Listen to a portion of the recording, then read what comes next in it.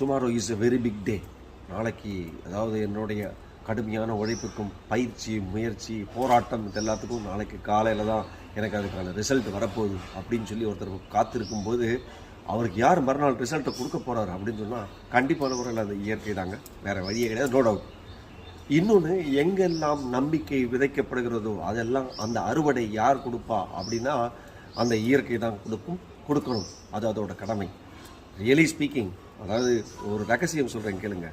ஆக்சுவலாக நமக்கு ஒரு வேலைக்காக நம்ம ரொம்ப மெனக்கடுறோம் அப்படின்னு சொன்னால் அந்த மெனக்கடும் போது நமக்கு கிடைக்கக்கூடிய எக்ஸ்பீரியன்ஸ் இருக்குது இல்லையா, அதுதாங்க உண்மையான அந்த பலன் அப்படின்னு சொல்லக்கூடியது.